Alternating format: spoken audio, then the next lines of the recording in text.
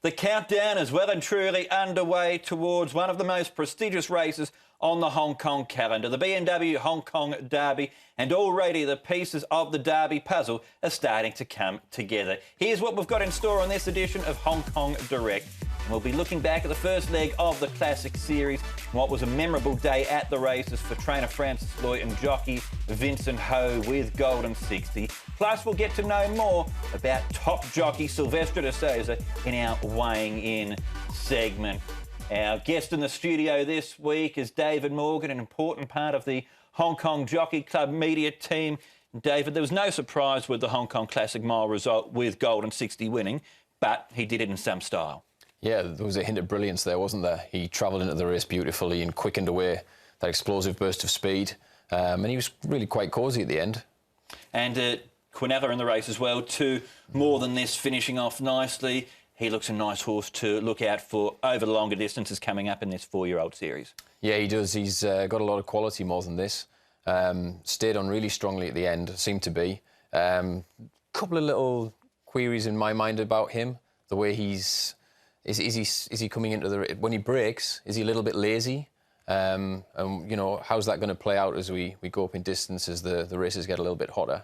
Coming into the race, it looked like a battle between two trainers, really. Francis Lui and John Size. Francis Lui winning the battle. What did you make of the Size duo, though, of Champions Way and Beauty Legacy? Yeah, Champions Way ran a solid race.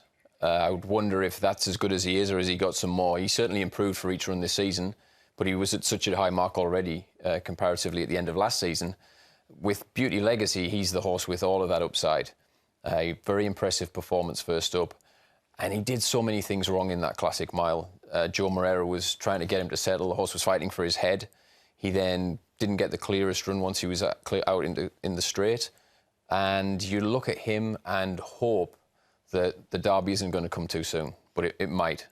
Yes, the four-year-old series is going to form an important part of our discussion on the show this week. Let's have a closer look, though, at the Hong Kong Classic Mile. And, in fact, on Monday's race meeting at Sha Tin, a big day at the races with Doug Chalmers. A new wave of equine talent swept across Sha Tin on Monday in the $10 million Hong Kong Classic Mile, where Golden 60 proved that he's one of the most exciting horses in town, unleashing a devastating burst of acceleration to land the first leg of the four-year-old Classic Series. Now the explosive turn of foot is in here from Golden 60. He's race clear now, more than this, giving chase with Champions Way. He's been the gold standard so far, and Golden 60 stretches his record even further. He's a terrific four-year-old. Actually, it was a bit keen today, and eventually it took some time to settle him down, and he still got a great turn of foot in the straight, and he laid in a little bit, which makes things a little bit harder, but he still won very easy. It was a Quinella for the Francis Lui stable, as More Than This ran on strongly to grab second placing under the riding of visiting jockey Ryan Moore. He's a lovely horse, he ran a super race. Stayed on very well. Be delighted with his run today. After an impressive win at his previous start, fourth place getter Beauty Legacy showed that he's still a work in progress with the manner that he raced in. Yeah, as I indicated before, he's still doing a lot of things wrong. He's still a little bit immature. I don't think that was a bad result at the end of the day. I think he ran a good race, and he should learn a lot from this. The middle leg of the four-year-old Classic Series is the Hong Kong Classic Cup over 1,800 metres and will take place on February the 23rd. The Hong Kong Classic Mile wasn't the only feature, though, on Monday's card. Earlier on in the day, Hong Kong's premier middle-distance galloper, Exultant, kicked off his 2020 campaign with a tough victory in the Group 3 Centenary Vase as he prepares himself for a possible tilt at overseas glory. Exultant in front, carrying the weight of the Sha Tin grandstand. He's back-to-back in the Centenary Vase. Exultant too good. I mean, leading up to the race, everything went according to plan. Today, I don't think there's any really outstanding oppositions. I was expecting him to win.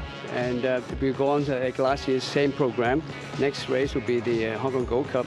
Hopefully, we might decide whether we go to Dubai or not. I'm expecting to go, you know. Well, because last year it took, you know, waiting over 2.5 months I mean, that's too long a wait, you know. But I reckon we can, you know, the horse is not getting young too. I think we better make a move to go to Dubai.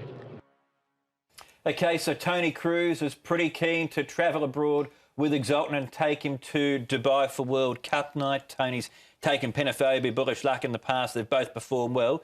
He's yet to win there. How do you think Exultant would measure up on the world stage?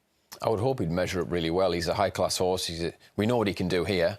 He hasn't got much more to prove here, if anything. He's pretty much done it all now.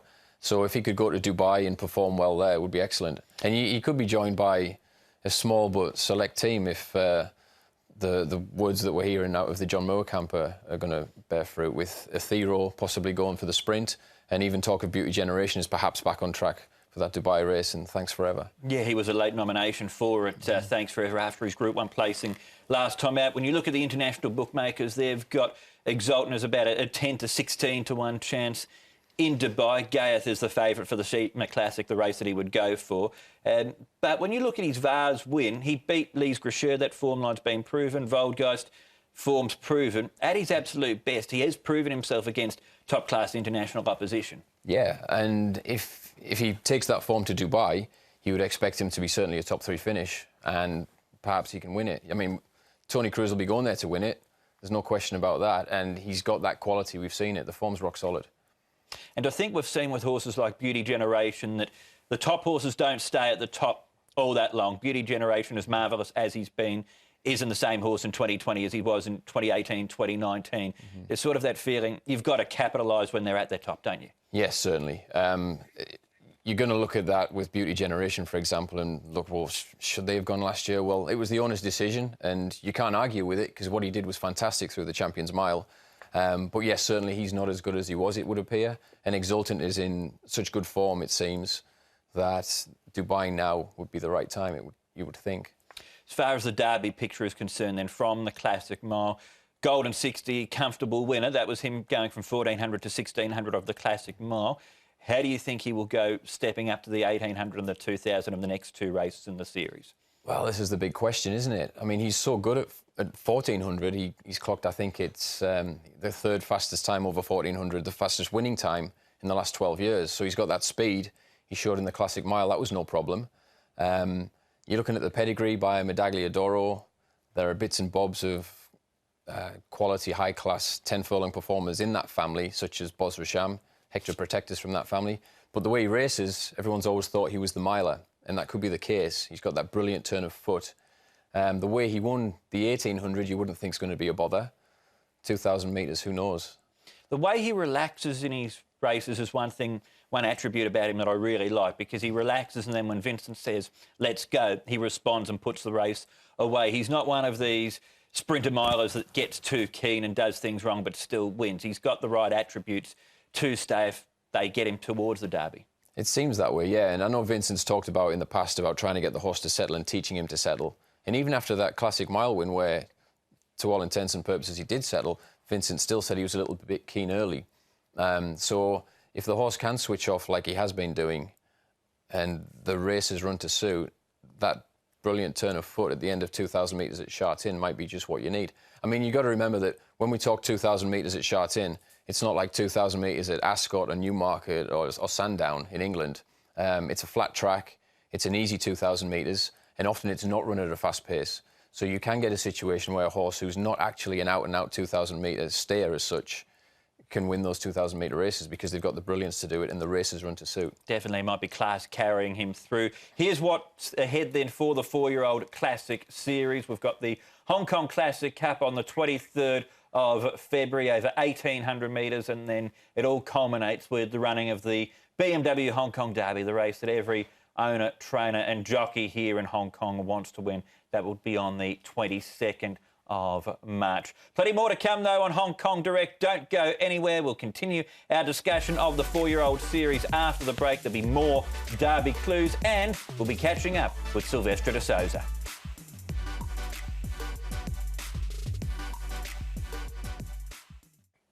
Welcome back. You're watching Hong Kong Direct. It's a pleasure to have your company on the show as well too. David Morgan is our special guest. We're going to be looking at the best of Sha Tin's action on the weekend in a moment. Before we do that, though, let's catch up with three-time British champion jockey, someone who's spent plenty of time in Hong Kong in recent years. It's Silvestre de Sousa.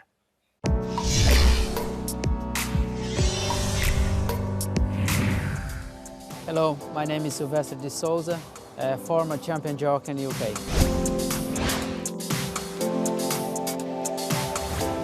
Three kids, married, live in UK, and now love my family. He's a jockey, Brazilian jockey, Jorge Ricardo. He's the champion jockey in the world, a number of the winners. He gave me a lot of advice in my early days, so I took everything from him.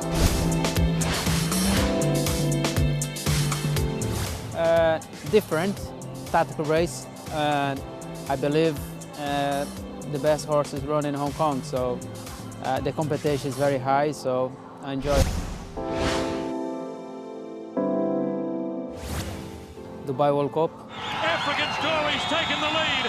Mukadram battling back, but African Story in the blue of Godolphin is forging clear, and African Story wins the Dubai World Cup.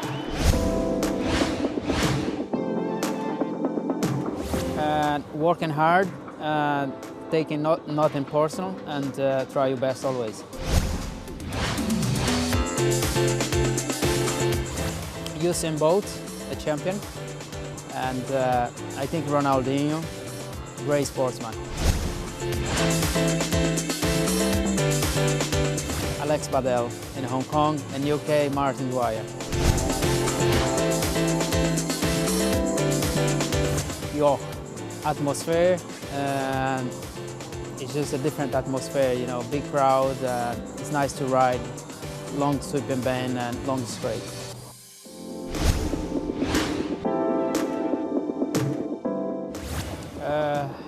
When I was champion, crown champion jockey in England.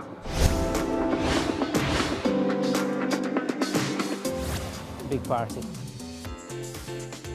He would have had a few of those in his career as a jockey then. Great to hear from Silvestre de Sousa. David, from your time working both in the UK and also Dubai, now here in Hong Kong, you would have really seen the journey that Silvestre has taken in his career. What makes him the jockey that you think he is? He's very well. He's just look at him in a finish. He's so strong, so powerful. There's nothing much in world racing quite like watching de Sousa in full flight, driving that horse to the finish line, and just that dedication, that commitment. If you think when he arrived in Britain, which was foggy memory, maybe 15 years ago, he'd been in Ireland working essentially as a work rider. Couldn't get a ride, wasn't he? And took a chance, went to I believe it was Dandy Nicholls' yard in North Yorkshire, and he worked his way up that northern circuit. I'm not that I'm biased or anything, but I follow that northern circuit pretty closely. That's my part of the world, yes. Yeah. So I remember my uncle always used to back de Sousa when he rode a Mark Johnston runner. He then got in with Mark Johnston, that stable, and it just blossomed from there. And it's always been a mystery. I know he had the Godolphin job for a short while, but it's always a mystery why more big trainers don't put him on really good horses in big races back in Britain. Yes, we don't see him riding. We see him riding a lot of winners in the UK, but not necessarily the big races. Not necessarily the best horses. No. Yeah, his talent is worthy of that. Here's what he's done then this season. Sunday's his last day of riding at Sha Tin under this current contract. 14 wins, a strike rate of 10% or close to 10%. Last season he rode 44 winners. He won the International Jockeys Championship. He won the Hong Kong Cup on Glorious Forever. He's done well this season, but what he did last season was always going to be a tough act to follow, wasn't it? Yeah, last season was pretty phenomenal what he achieved. And it's interesting that he's never satisfied, though. I'm sure he wasn't satisfied with those winners he had last season. He always wants more. He always wants to do better. Definitely. But when you still think 44 winners, put him in fifth for the title last year behind Zach Purton and Joe Moreira in a season where he wasn't here all season, that was still a tremendous achievement. Yeah, it was fantastic. And so this season has not been as good, but he still had a solid time here. He's still doing well. OK, well, the horse that he's staying around to ride on Sunday lines up in the final event, a race where we're seeing 6 horses that are entered for the Derby line up. Glorious Artist is better known as an all-weather track horse, Savvy 6. Helene, leading star, contested 4-year-old classic races in Hong Kong in years gone by. Likewise for Tianchi Monster. Super Oasis and Enjoying are both entered for this year's Hong Kong Derby, as is Columbus County, Butterfield, Savvy 9 and Amazing Beats. So let's have a look then at the race, Dave. Start off with the horses who are potentially going to be running in the Hong Kong Derby. The former New Zealand galloper, Super Oasis. He's had a few runs here. What do you make of what he's done so far after he arrived here with an Australian Derby placing and 2 Group 2 wins from New Zealand? I think so far what he's done has been pretty positive. With all of these horses going towards the Derby, you want to see them improve each run. And last run was good. We know that the distance is not a problem. And going forward to the Derby, we know that 2,000 metres is not going to be a problem. And you would hope that from his last run to this one, you're going to see improvement again. And I think he's doing well. John Moore's won 6 Hong Kong Derbies. This is potentially his last. In this year's race, or in this race on Sunday, he's got Savvy 9, who put in a massively improved run at Happy Valley last time out. Also Enjoying, who arrived here with big raps from Australia. Yep. Of those two, who do you lean more towards? I would lean more towards Enjoying. His last run, he was very unlucky. You see him go for that run, it doesn't quite open, he has to force through, and the winner had gone, and he ran on really strongly. He's a horse that you would be disappointed if he's not right there in this race with the Derby in mind. With the other horse, Savvy 9, he's, like you say, his last run was much improved. My concern with him is that he came here, he raced at Chartin, then he went on the all-weather track, then he went to Happy Valley. He's a French bred. He raced in France, even though he was trained by William Haggis in England. And the concern for me is he a horse that really wants a little bit of juice in the ground? If so, will this fast track at Chartin just find him out a little bit? Yes, we have seen that with former European horses in the past, the likes of Helene Charisma. Enjoying the comments from John Moore this season or this week have been quite interesting about him. This is a horse that Silvestre's riding. He's extended his contract to ride him on Sunday. John saying that he's learnt now how to ride the horse based on conversations with his former trainer in Australia. Get back, relax, charge home. We've seen that in a recent trial. So he just might have got his head around what they need to do with Enjoying. Yeah, and I guess the problem with that is if that's the way they're riding him, you need to get the look as well. And he's drawn 12, so we know what he's going to do. He's going to go back, and it's where he's going to slot. And will he get the split when he needs it? But yeah, he's certainly a much more relaxed horse. On his last run, it was a much improved effort. And if he can improve again, we're then talking about a Derby horse. Columbus County's one horse I'm quite keen on in this race. He's had 2 runs. There was a bit of a break between the first and the second run because he had a setback. He was unlucky last time out. I think the form behind Pressure Ship should stack up pretty well. Yeah, that form's solid.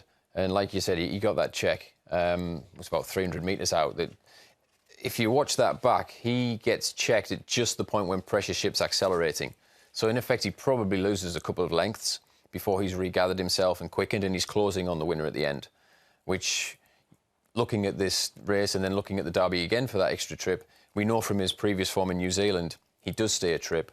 So he can only get better, you would hope. Yeah, I thought he had the profile of a pretty progressive horse that arrived here from New Zealand. His 2 runs have been good. Zach Purton rides, he's drawn well, so there's plenty to like about him. Butterfield came here as a dual Group 1 winner from Brazil. The horse like Amazing Beats has already won a Derby, albeit a Tasmanian Derby. They're towards the bottom of the weights. Are they in with a hope? Looking at this race, maybe not yet. Butterfield looks to me like he's just a little bit one-paced. He's won over 1.5 miles in Brazil, probably wants a bit further. Amazing Beats. For me, he was just a little bit flat last time. He needs to pick it up again and show that he's on the right trajectory. So 6 horses in this race that we've touched on that are potentially hoping to get to the Hong Kong Derby towards the end of March. Did one of those 6 win, though, on Sunday, or is it one of the more experienced horses, a horse like Nakoni Express that's the one to be looking out for on the weekend? I'm looking at, of all of those horses, I'm looking at Columbus County. He's the one I would look at and hope that he's going to take that step forward. Like I say, he lost that ground at a vital moment against Pressure Ship and ran on strongly. He's the horse I would hope can come out with that, and possibly he would be my pick to win. OK, final question then for you as far as the 4-year-old series is concerned. Did we see the winner on Monday, or were we going to see it on Sunday? Gut feeling at this stage. Well, in the last 20 years, you've had 4 winners of the Classic Mile have won the Derby, 4 horses that finished second in the Classic Mile have won the Derby, 10 horses that didn't compete in the Classic Mile have won the Derby. So this year, I'm looking at it and probably thinking that those first 4 home in the Classic Mile, that's good form. The quality horses, and the rest are really playing catch-up. I don't think we've got a Ping Hai Star this year. Could be wrong. Something could really improve. But from what we've seen so far, Golden 60, More Than This, Beauty Legacy would be the 3 that I have on top at the moment. As being the 3, one of those 3 is the likely Derby winners. All right, well, it's always a fascinating time of year trying to figure out this Derby puzzle. That's the highlight then on Sunday of a 10-race card. First event is due up at 12:15. Trackside Live coverage gets underway at 11:45. Then on to Wednesday night racing for an 8-race card, the City Circuit at Happy Valley, where the Craigengow Cricket Club Challenge Cup is our trophy race. And then Saturday racing for the first time in the month of February, with Trackside Live coverage getting underway at 11:45. If you want to follow all of the lead up towards the BMW Hong Kong Derby and everything else that's going on here in Hong Kong racing, go to the website and you'll be able to catch David's reports. David, always a pleasure to have you on the show. Thanks very much. We're going to leave you on the show this week by looking back at one of the memorable editions of the Hong Kong Derby. We're going back to 2011, the edition won by champion galloper Ambitious Dragon. Thanks for your company. We'll see you next week on Hong Kong Direct. Guion standing high in the irons on Ambitious Dragon, the short price favourite. He's got 3 runners behind him. Let Me Handle It, Fat Choilala and Free Judgment being stoked up by Deleuze as they lead the back straight. And it's Mark Up in front of Handsome Zulu. Extension and Treasurelands are next down the side of the course. Military Move just shading Seamos. Then Outdoor Pegasus, Victor Delight, Little Bridge still 3 wide. Ambitious Dragon just strung up behind them for the time being, with Jacoby moving up the outside. Let Me Handle It pushes to the outside. Fat Choilala got a check. So did Free Judgment as they swing for home in the 2011 Derby. And Extension, Jeff Lloyd makes his move, and quickly Extension darts clear. Seamos coming out of the pack together with Ambitious Dragon, who lays in, but he goes after Extension and wide out. Let Me Handle It. It's Extension being tackled and headed by Ambitious Dragon, and the favourite draws clear. Let Me Handle It goes to 3rd, but what a great season Ambitious Dragon's having, and there's Derby glory.